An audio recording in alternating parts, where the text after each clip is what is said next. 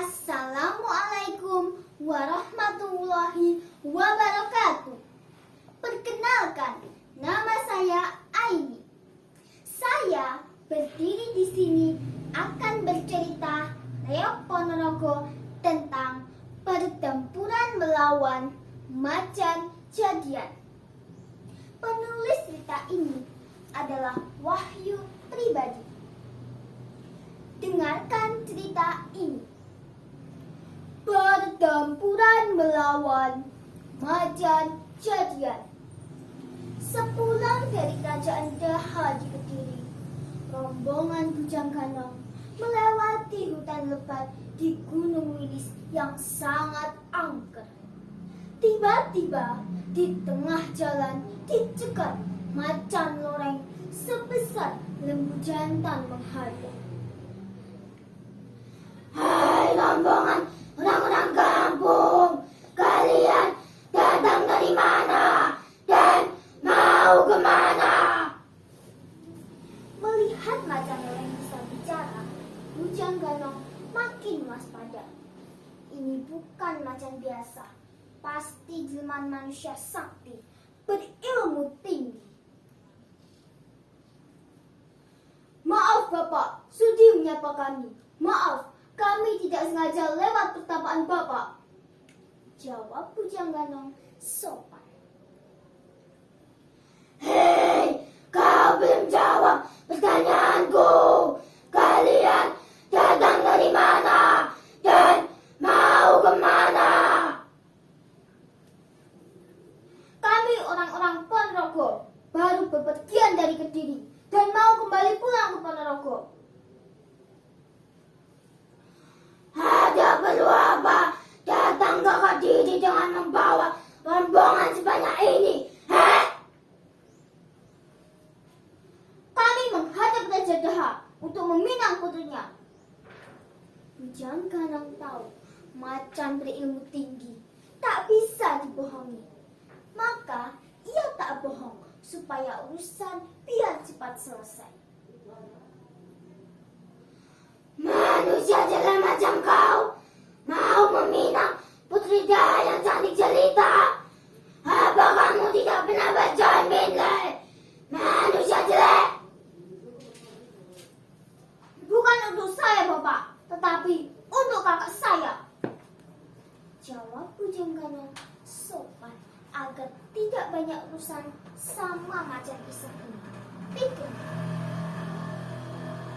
Sama saja, kakakmu juga jelek seperti kamu. Diterima apa tidak lamarannya? Belum.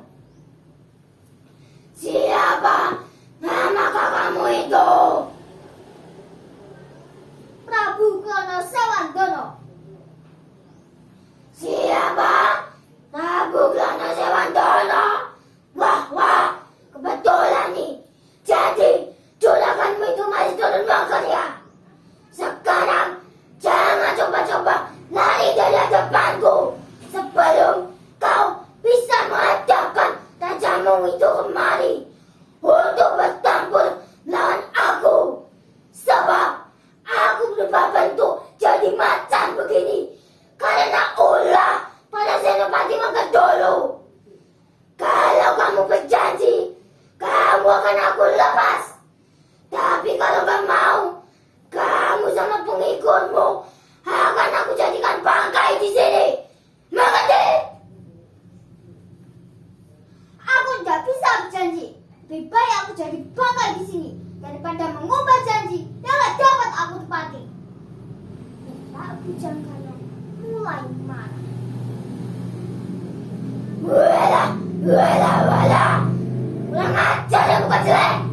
Siaplah menghadapi tekanan mautku.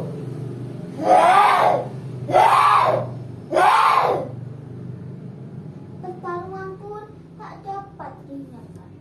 Mereka saling melawan tanpa dibantu oleh para punggawa. Setelah terjadi pergumulan hebat, tak disangka macan yang tangguh itu menderita kekalahan. Ampun, Raden.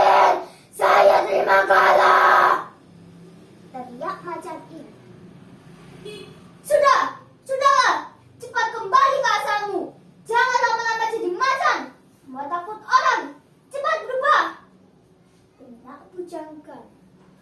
Ampun, ampun Raden. Hamba tak sanggup lagi berupa bentuk. Tiba-tiba macan ini begitu dilepaskan menerkam lagi.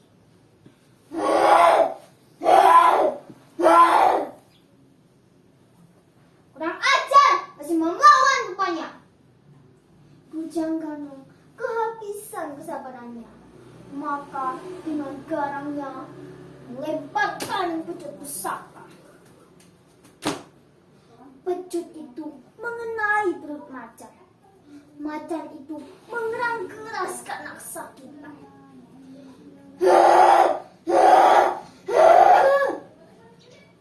Tiba-tiba tubuh macan itu berubah menjadi badan manusia. Tetapi kepalanya masih berwujud macan. Melihat kejadian ini, Bujangkana mulai menghentikan serangannya. Sehingga tindakan Bujangkana itu tidak mengakibatkan merubah kepala macan menjadi kepala manusia.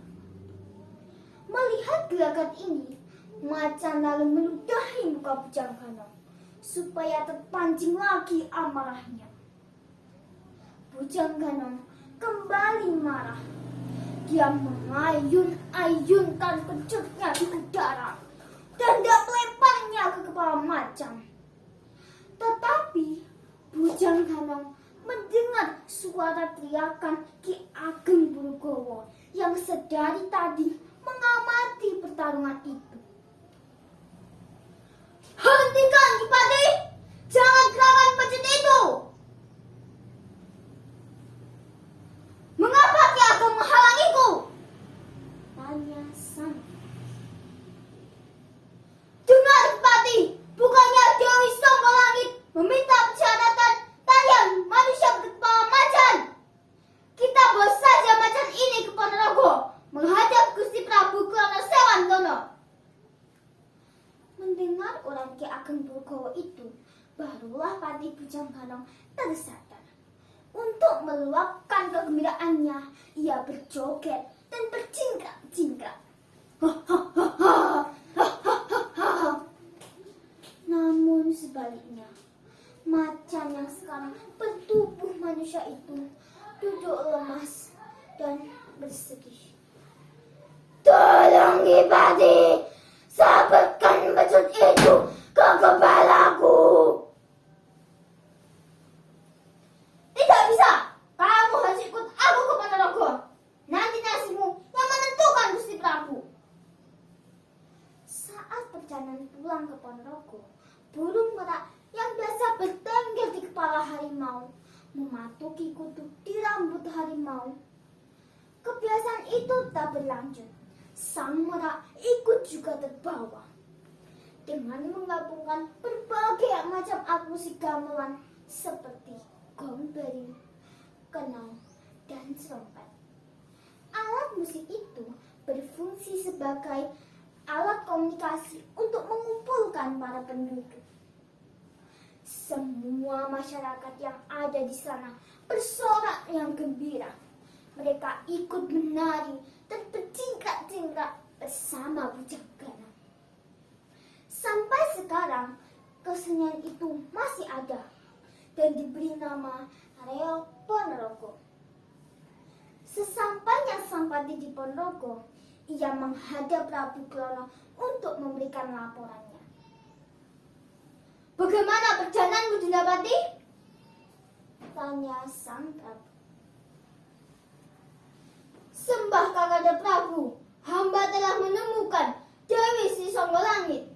Sebagaimana yang Kanda lihat dari mata batin, memang benar Songgolangit adalah putri Raja Daha Kediri, berparas cantik jelita tiada duanya. Lalu, apakah Dimas sudah sampaikan lamaranku?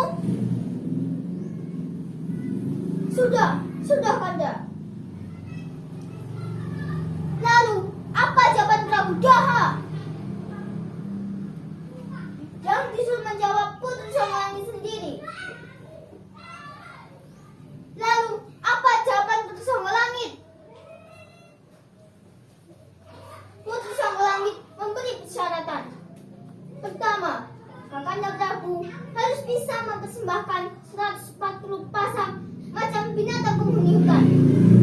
Kedua, Kakanda Prabu harus bisa menciptakan kesenian yang belum pernah ada. Ketiga, Kakanda Prabu harus bisa membawa manusia berkepala macan. Wow, persyaratan apa itu? Gak masuk akal. Mendengar uraian persyaratan yang diajukan Sangorani, Prabu Klono hanya geleng-geleng kepala. Kalau menjadi 140 pasang binatang penghuni hutan dan menciptakan kesenian yang belum pernah ada, dua-duanya bisa diusahakan. Tetapi untuk syarat yang ketiga, harus membawa manusia berkepala macan.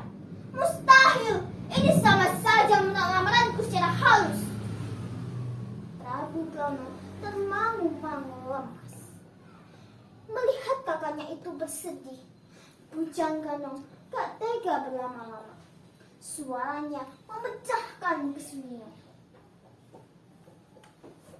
Mohon maaf, Kakanda Prabu. Mengenai persyaratan yang ketiga, hamba telah dapati.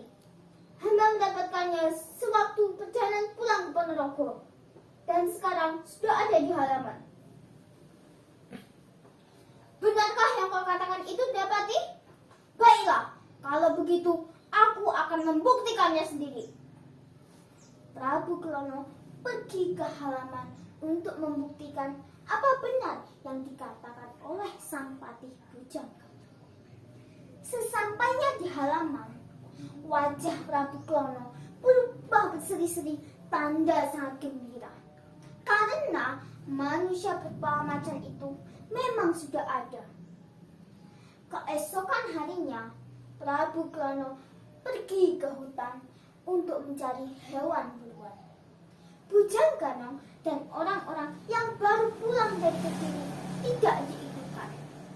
Mereka diminta untuk beristirahat dahulu. Di tengah-tengah hutan, Prabu Klono berhenti.